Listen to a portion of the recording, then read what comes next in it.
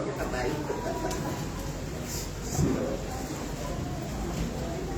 Dex, iniwanan ko pag-artista dahil dito. Yan, thank you. Sakit sa mata. Hindi ka namin makikita po ito. Di ba naman yung makita, pakinggan nyo lang yung sasabihin ko. Okay na yan. Wow. Happy Valentine.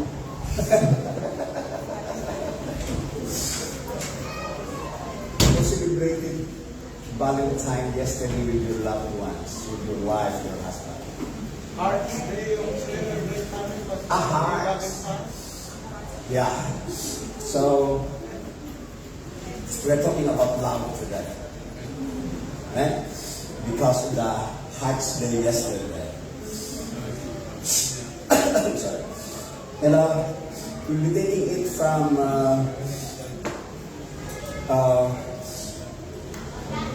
parang tumaas ko, bumaba ba ako? We're taking it from the 17th prophecy of Jeremiah. Jeremiah has 18 prophecies in the entire book of Jeremiah. So we'll be taking it from chapter 31. Chapter 31 has 40 verses of scriptures, and I will be, so please bear with me. I'll be doing a verse by verse expository study in this. Now, just doing verse 1 to 3. Yeah? But that will involve the whole 40 chapter, 40 verses. Also, I was supposed to print out the notes. So I have notes for this. It's not very long. It's a 15 pages notes that I will request Kuya Mon to share in the JC of New Life that you can, if you are interested, because it shows how the one that we are studying now, to do the manuscript Bible study, so it shows there the process, the manuscript Bible study out of this chapter verses, and it says there the study itself. Then, of course, I added something of it, the word study that you can do, word study, and then the teaching notes, and then that culminates into a preaching outline, and a sample of a preaching manuscript. Why I'm telling you this? Para medyo mainganyo kayo, kasi kami nag-offer, Tagalogin ko na ba, nandito naman yung mga puti. Nag-offer kami ng church, the church started a discipleship, sort of discipleship training program with the youth ministry, the teaching ministry, and worship ministry. Just to entice you a bit on what will you be if you try to commit yourself in a discipleship training program under the teaching ministry. So you will see. I would like you really to see those, because we will not be taking that up in your regular manuscript. I will only teach you for 2, maybe 1, with the manuscript Bible study method. So yeah, this is designed. All these materials were designed not just for information purposes, but really to transform each one of us. And that is, I think, the main objective of why we are giving this specialized training. Not specialized, but special training. Kuya Rod actually has to spend money for the teaching materials. Kuya Rod, ilan ang nag-sign in sa'yo?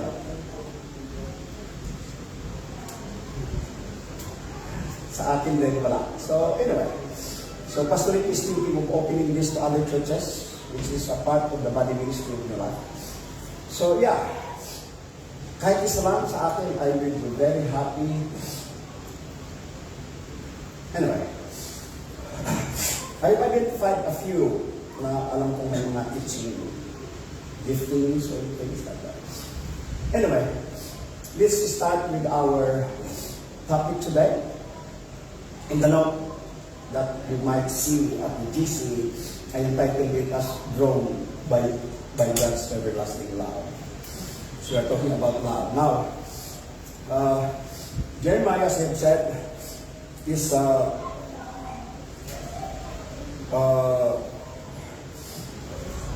composed of chapter 31 is composed of 40 verses of scriptures. In this forms part of the what they call the consolation prophecies, because of from chapter 1 up to chapter 29 is all just the judgment, the prophetic utterances, the judgment that of the people of God, the Israel. This was also in Jeremiah also was called to minister to the southern kingdom. You know that the kingdom of Israel after King Solomon was divided into two. The northern kingdom, which was composed of 10 tribes, which we call the Israel kingdom. That is the northern kingdom. In that time, when Jeremiah 31 was prophesied, the northern kingdom was already exiled by the Assyrians. So so you see all the judgment there. So that's why as we go along, you will see how even the people of God was not able to believe that the promises of God, that He will deliver them, that He will restore them. Starting in chapter 30, 31, 32, 33.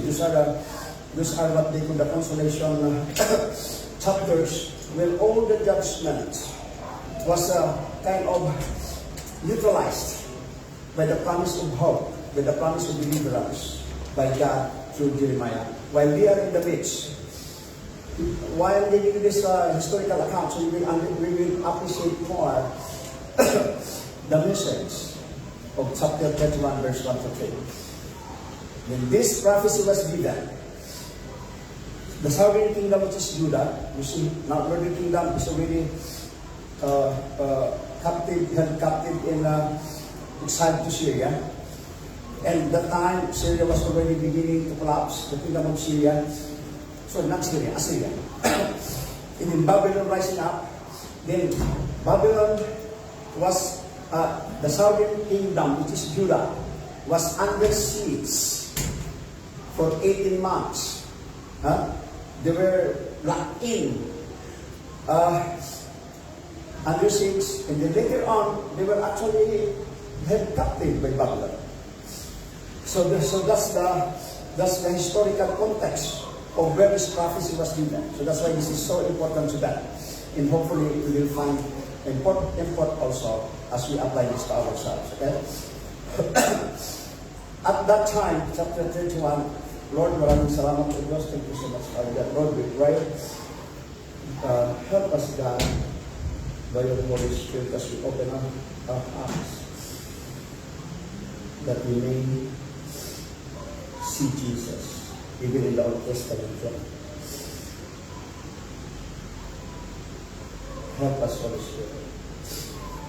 In Jesus' name. Now, at that time, verse 131, declares the Lord, I will be the God of all the families of Israel, and they will be my people.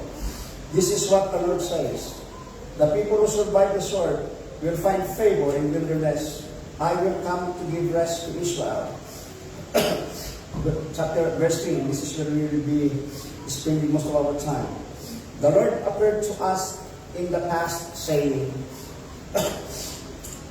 pasensya na kayo, excited ako, nagkakaroon ako ng anxiety. I have loved you with an everlasting love. I have drawn you with an unfailing kindness. Now, that is from my NIV version, because the NIV lost a lot of beautiful things. So, I brought my Hebrew English Bible, which I cannot read. This is where when I do my word study, I use this. Because this was taken from the original Masoretic text, where it was faithfully translated. And this is where also the King James, the King James version was was taken from.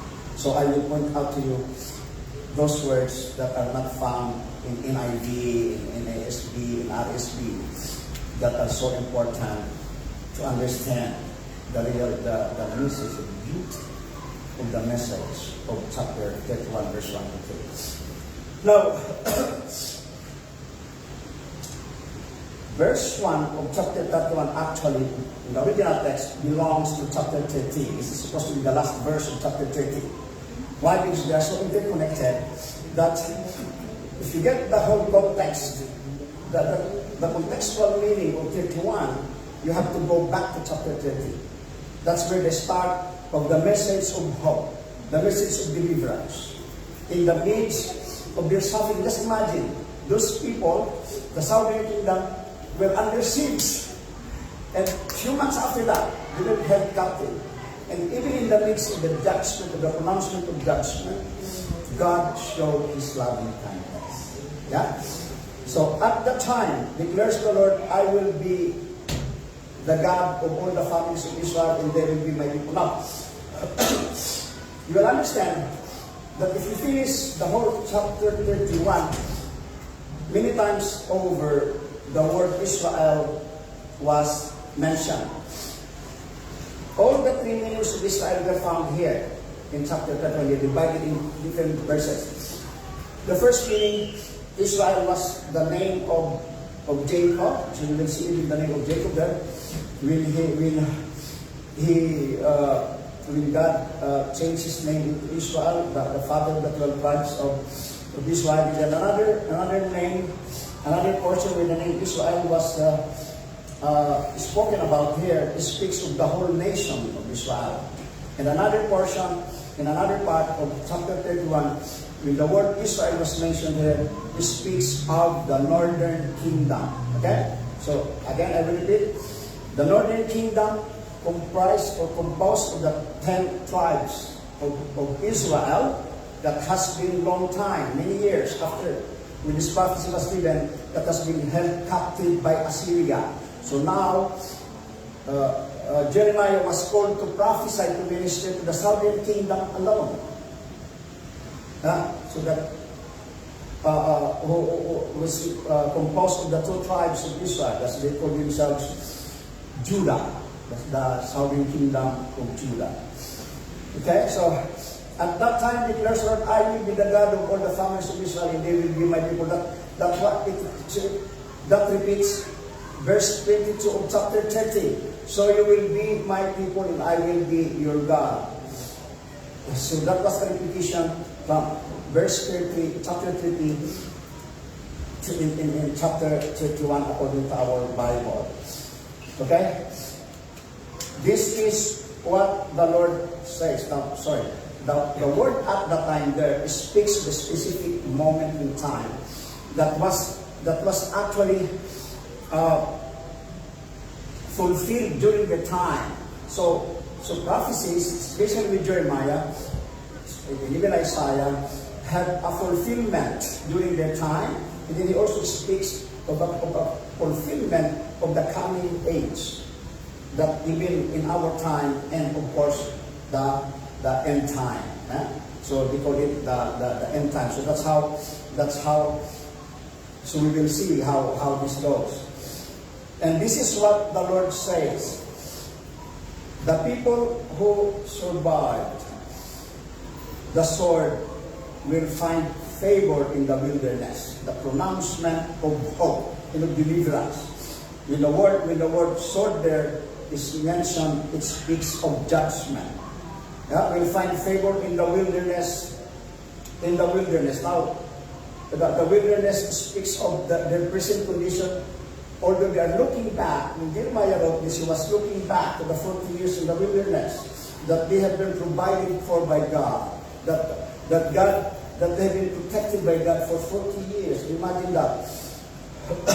So Jeremiah has to go back to that to show them, the Jewish people who were under siege for 18 months, that this promise of God of deliverance will happen to you as it happened to them.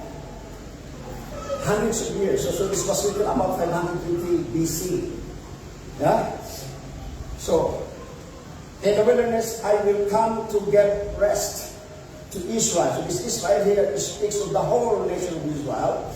I will come to give rest. The rest that speaks of the wholeness, the shalom, that not just that they're able to rest in their what in their physical well-being. No, everything.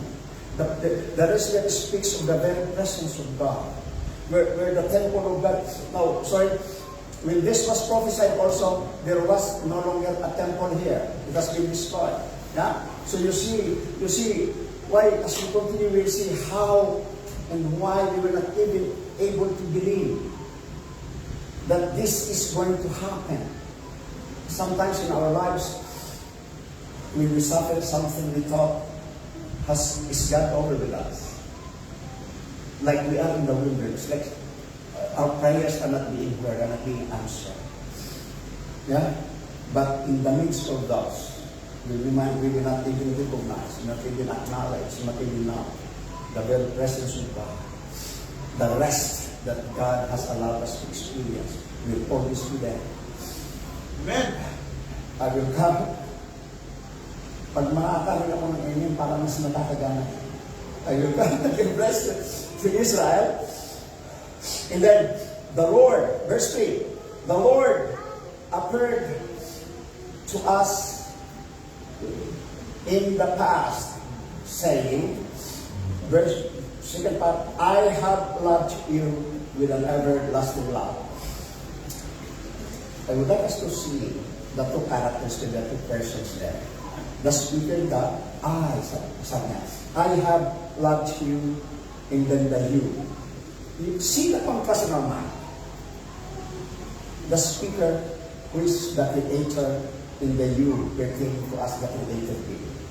The I there, the Almighty God, the El Elyon, the El Shaddai, the giver of life, the righteous one, the Holy One, compared to the you there, who is sinful.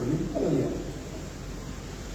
Walang kimang magreklamo. This was the Can you identify ourselves there? The Lord appeared to us in the past saying, I, that is God. Now I would like us to see also, the Lord, all caps. That is a transliteration of the covenant name of God, the proper name of God that was first revealed to Moses in Mount Sinai. When Moses asked God, what's your name that I will tell them? Why that name is so important? Because to them, they knew that the name speaks of the very person of the owner of that name. The very character of the owner of that name. So Moses has to assure himself that that the name he will be carrying is the name who would fulfill his promises of delivering his people after 430 years of slavery in Egypt. So this is the name, I am. This is the Lord that was translated to I am, that Jesus claimed 7 times over in the Gospel of John. So when somebody asks you, Jesus never claimed to be God, you do not read the Bible, or maybe do not understand. I am, 7 times Jesus said, before Abraham was, I am. Yeah, so he appropriated the proper name of God. The I am, the Yahweh. Okay? The Lord appeared to us. The appeared here speaks of the willingness of God. His very desire. Go back to Genesis chapter 1. The 7th day. What was his desire? That's why he required us to rest, to have that Sabbath rest. Not just to rest our bodies, no. But to have, so that we will, imagine this, we will accommodate God of His very desire to be with His creation, the pinnacle of His creation, the one who was created in His image and likeness, man, that is us. Yeah? That's the very desire. We said, so it's always God who would come to His creation. So that's why He made it holy on the 7th day. Because for the very first time, God has no need of anything. He's self-sufficient, He's self-existing. Yet, the triune God decided, let us create man according to image and likeness. And God did so. And He breathed into him the breath of life. The very purpose of God. Because only God can meet with God. I'm not saying you become God now, like now you are gods with God. Don't listen to that. The righteousness of God that was placed inside of man qualifies that man to have fellowship, perfect fellowship with his Creator. Unfortunately, in the Garden of Eden, it flew. That's why he has to promise the coming Messiah from Genesis chapter 2 verse 15. That Jesus fulfilled to the letter. Yeah? So he was referring to them. The Lord appeared. It was God who came to them. Now, this is one thing. With this other translation, it says here, the Lord appeared to us. I don't know, maybe the translator could not believe that this God is a very personal God. From the Masoretic text, it says here, the Lord hath appeared of old unto me. What is that? Ng us. Hindi yung outside. It pertains to the very personal. It speaks of the intimacy here. It becomes personal because actually that was the original. The Lord has appeared of old. When he talks about of old, it speaks of how God dealt with His people. The blessings was there. How God provided His people. So here Jeremiah again has to go back to that old time when God provided for everything. When God was always there. Yeah? The Lord has appeared of old unto me, personal, saying, this is another thing. Here, unto us in the past saying, I have loved you. We go back again to the ayah, to the I and in the you. Okay? I have loved you with an everlasting love. Here, in verse 3, the first part, in your Bible, if you have your Bible, so you open your Bible with me. Whatever, if you have your phone, at least if you open your phone, at least I might think, or people next to you might think you are reading your Bible. You can send text messages, is okay. But at least I know you are opening your Bible. You get what I mean? It says there, well, I would like to have your Bible in front of you so that you will understand what you're talking about. Okay? Ba yung nakikinig ka lang? Saying yeah or yes, I have loved them with an everlasting love. Now, in other translations, the word yes was not there. They removed it. They thought it was not important. The yes there is kind of an assurance. Imagine God has to justify. God has justified Himself. It seems as if God has to justify His promise that He's going to deliver them in the midst of judgment. Huh? Yes. Yes. The Lord has appeared to me of old saying, yes. Yes. I have loved you with an everlasting love. Look at the beauty of this part of this phrase. I have loved you. If you go back, so that's why I encourage you to access the teaching. The first word love there was couched in a masculine noun. If you read the English, you will never see that. It was couched in a masculine noun. I have loved you. In Hebrew, ahav. Then he said, with an everlasting love. The second word love there was couched in a feminine noun. Oh, how beautiful is that? The masculine noun, he said, I have loved you. The power of God, the protecting power of God, the infinite wisdom of God, the infinite strength of God that protects you is there. Then, as if he's not content, he said, I have loved you with an everlasting love. In other translations, it comes from Hesed. Now, the love, the everlasting love there, that was couched in the feminine, it speaks of the motherly love. The tender, compassionate love of a mother to her child. You combine the love of the Father's strength, the power, with the love of the mother, the compassionate, understanding love of the mother. Couched in one sentence, I have loved you with an everlasting love. The everlasting that proves that His people were loved by God. We are loved by God even before we obey His commands. And it sustains. That love sustains. The word everlasting speaks of that love sustains when we are in our sinfulness. In that everlasting love, the motherly love, the fatherly love, was not negated by our hard-headedness, by our disobedience, by our sinfulness. That's why Paul knows this. He said, nothing can separate us from the love of God in Christ Jesus. Not even death, not even sin. How audacious the claim was. But Paul understood. Paul understood. The loving kindness.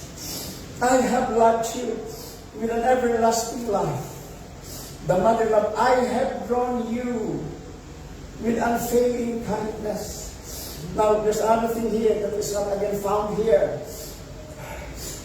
We go back to my Hebrew Bible that I cannot read. No, this is an English Bible. It says here, therefore, after saying, yes, I have loved you with an everlasting love. I have accorded you with the strength of my love, with the power of my love.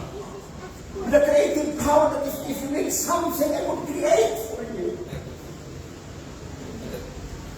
And that motherly love, he said, after saying that,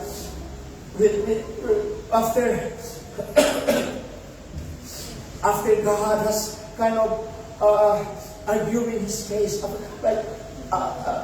justifying His promise of deliverance, the love, the source of that love. He said, therefore. In my original text is there, it's nothing. If you have a King James, probably it's there. Sino may King James? Nandiyan ko yung mga bayaran? Yes! By your King James, but by also all other versions. Therefore, that is very important. Why? That therefore speaks of how God dealt with His people in relation to His law. The wooing said, therefore I have drawn you. That was the wooing part. But it does not finish there. It's not only wooing. The blessing, the giving of blessings. If you are not drawn by God, by the love of God, by the blessings that is given to you, by the wooing that is given you, He will try to draw you to Him by persecutions, by suffering. They were persecuted. They were under siege for 18 months. The northern kingdom is already, that time is already exiled in Assyria. And the southern kingdom have been fighting the Babylon that later on lead them to reform the structure. The promise of God, because of their hard-headedness, if I cannot get you with the wooing of my love, if I cannot get you, God says, if I cannot get you with the blessings that I am pouring out to you, I will, by hook or by crook, I'll take you. I will draw you.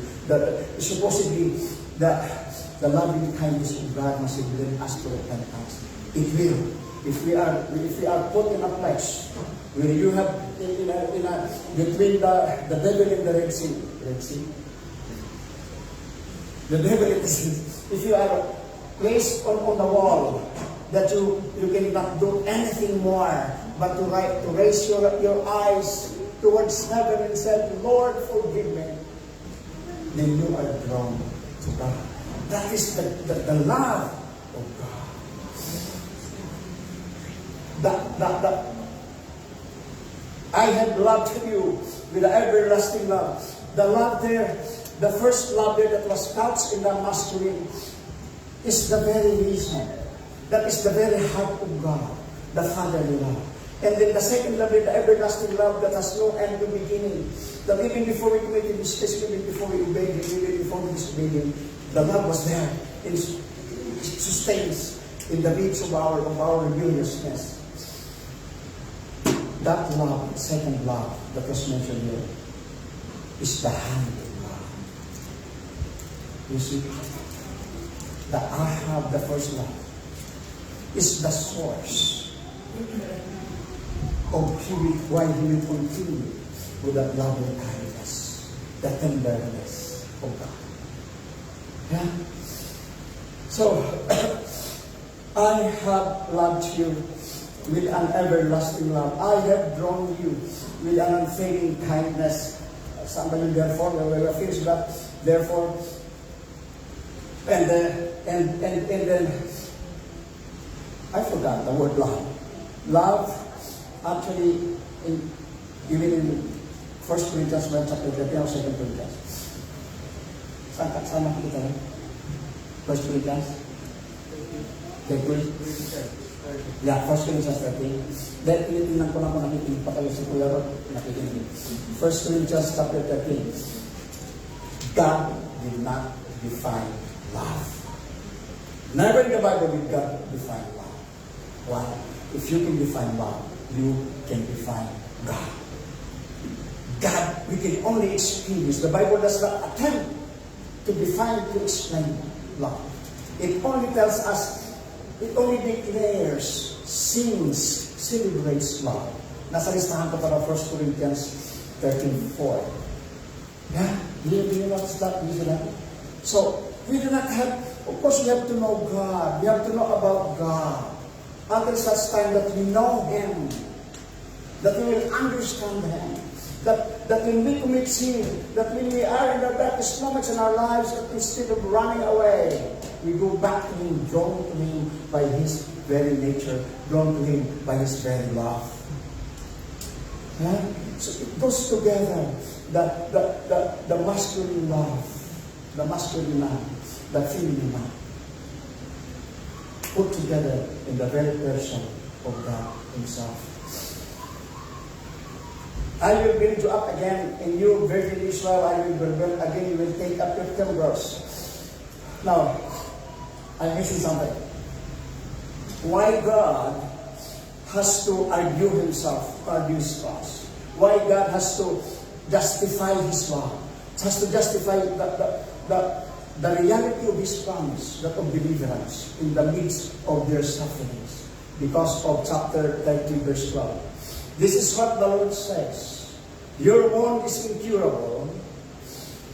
Your injury is beyond healing. There is no one to plead your cause, no remedy for your sore, no healing for you. All your allies have forgotten you. They care nothing for you. I have struck you as an enemy would. They were treated by God as if an enemy. That was the part of the drawing, which is what? The persecution, allowing persecution. And punish you as would the cruel, because your guilt, because your guilt is so great and your sins so many. Why do you cry out over your wound? Your pain has no cure, because your great guilt in many sins I have done these things to you. So when Jeremiah pronounced that judgment to them, when they will experience the sins, they were under sins by Babylon. They knew that they are being punished for their disobedience. They knew that they are being punished for their rebelliousness, for their idolatry. They had no time for God. So they knew that. That's why they could not believe. Then God has to live this cause. God has to argue. He said, yes, I have loved you with an everlasting love. The drawing, let me go back. I have drawn you with an unfailing love. The everlasting love. Lapin ko muna yung kapit. Now, the word, if you do a word study, the word everlasting there or unfailing, the unfailing love there. One of the meanings is to what? To the word, the word reproach. It speaks of the word of reproach as if meaning in a kneeling down position. When Jesus Christ was laying on the cross, he was bare naked. The ignominy of death is as if it's not enough. That he has to strip them naked. Yung mga kasama lang natin Katoliko ang naglagay ng saplot. No, the reality was that was the reproach. And that word reproach is akin, is similar, the same word that was used in Hosea chapter 11 verse 4. Let me go there. Hosea chapter 11 verse 4.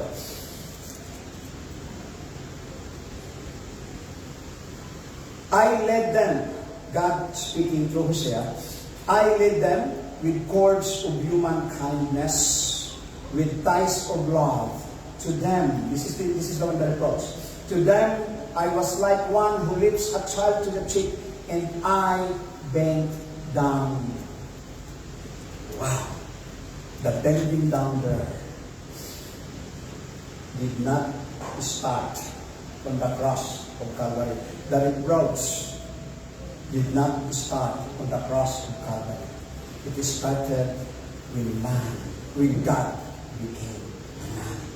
That the reproach there, imagine the Almighty God, the Creator of heavens and earth, the infinite, powerful God, would allow Himself voluntarily to be encased, to be enclosed in a finite body of man. That was the start of humiliation. That was the start of reproach. That He has to bend down. He went down from heaven to earth and be clothed in humanity. The humility of God. Just what He said. I led them with cords of human kindness, with ties of love. Why He has to become a man? Well, of course, the number one is to Him to become a sacrifice, to pay for our sins. But He has to. He said, I led them with cords of human kindness, with ties of love.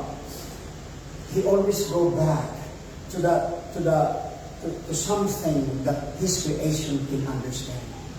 And what can we understand?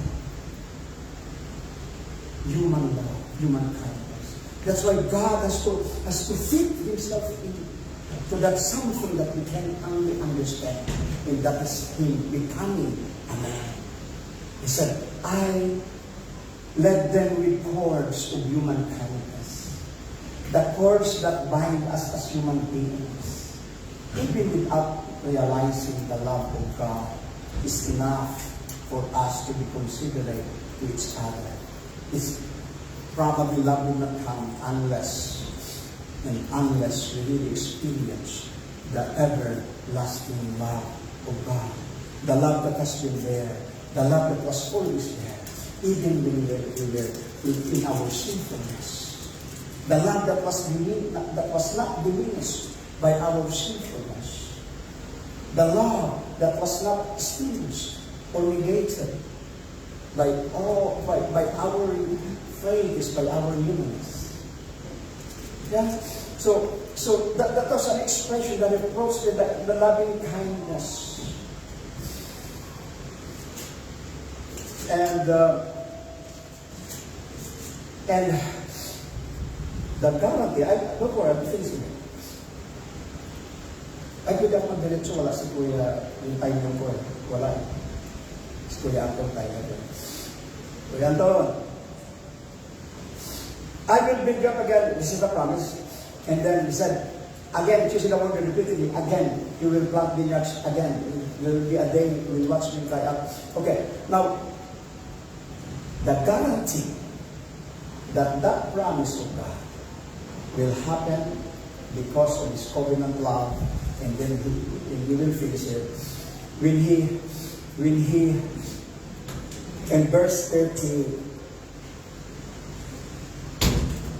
let's start with verse 31. The days are coming, declares the Lord, when I will make a new covenant with the people of Israel and with the people of Judah. See that? He differentiated. I will not be like, it will not be like the covenant I made with them, with their ancestors, when I took them by the hand to lead them out of Egypt, because they broke my covenant, though I was a husband to them. That's a metaphor of the closest relationship between man and woman. Yeah? Husband and wife. So that's the one that we can understand. The other religions said, so God has to have a wife. No. So that's the metaphor. Because God is showing us something that we can only understand. The closest relationship of a human being and a human being is a relationship of a husband to them. Declares the Lord, verse 33, this is the covenant I will make with the people of Israel after the time, declares the Lord. Again, after the time, declares the Lord, I will put my law in their minds and write it on their hearts. I will be their God, and they will be my people. This is the beauty of this, that we have included in this. I will write, in Isaiah also, he prophesied that I will put my law in their minds and write it on their hearts. That is the guarantee that those promises of God will happen.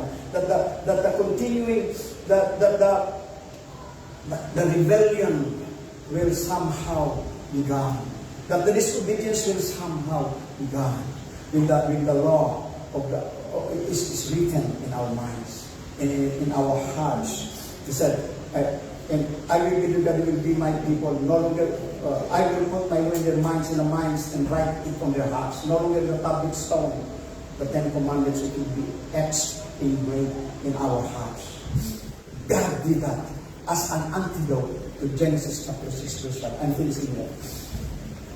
That's the beauty of when you are preaching. You can always say, I'm finishing, you can continue, and no one will complain. Chapter 6, chapter 6, verse 5.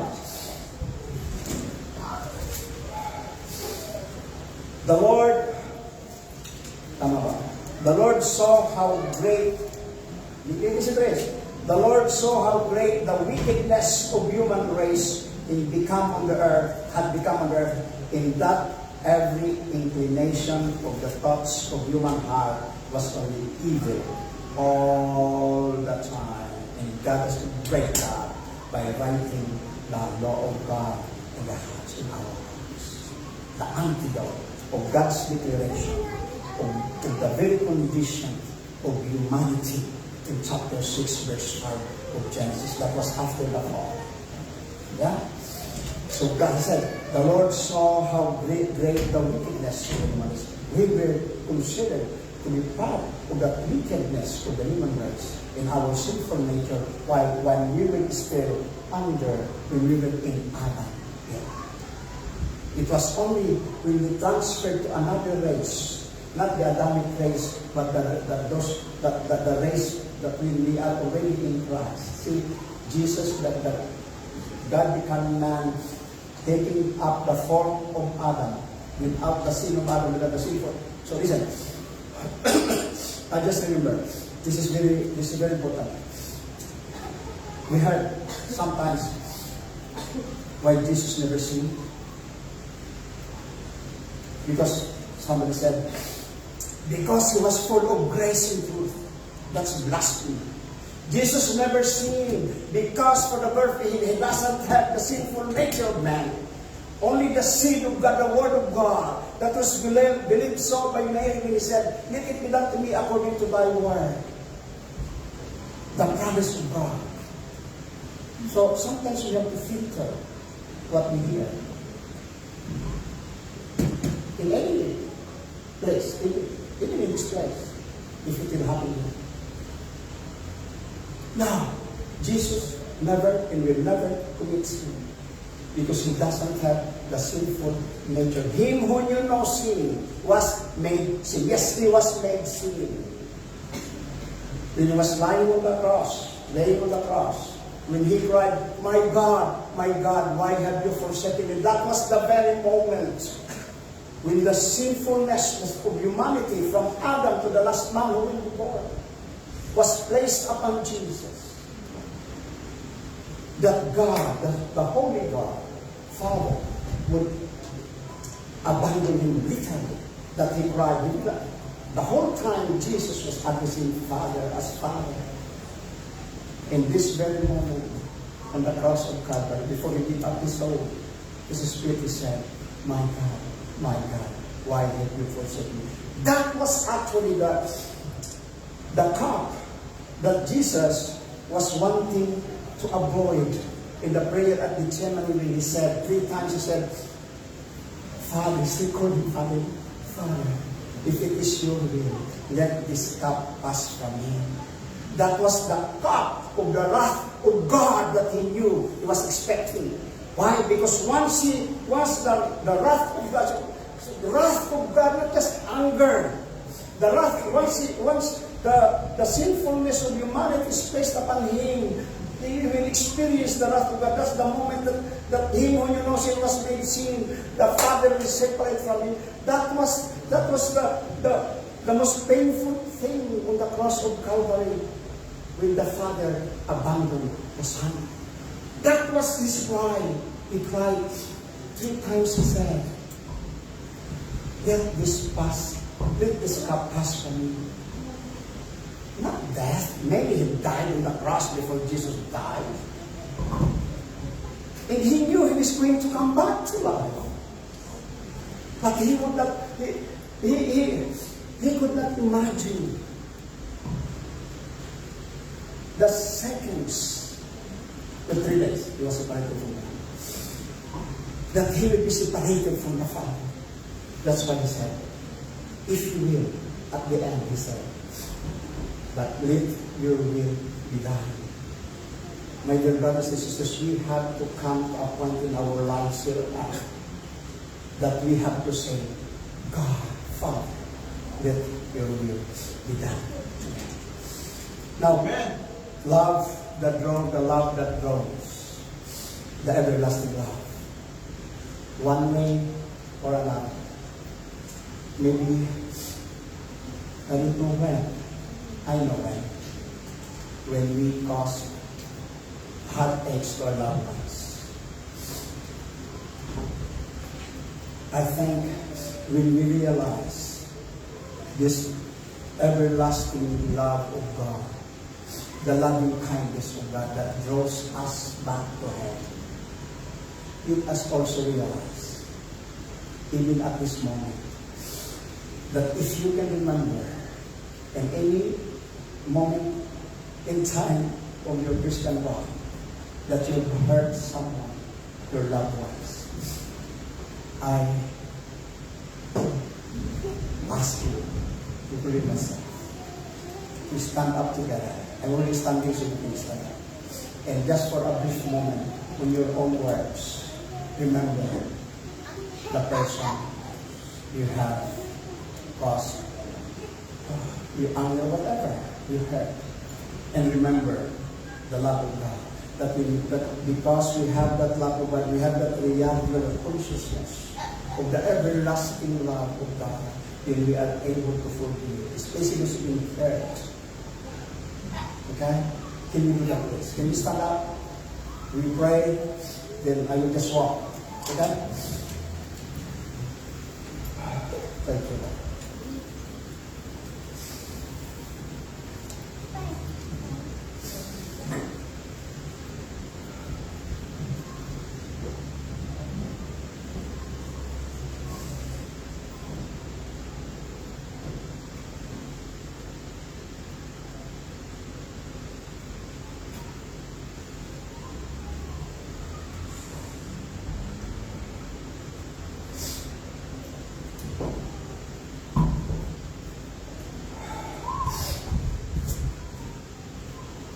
Amen.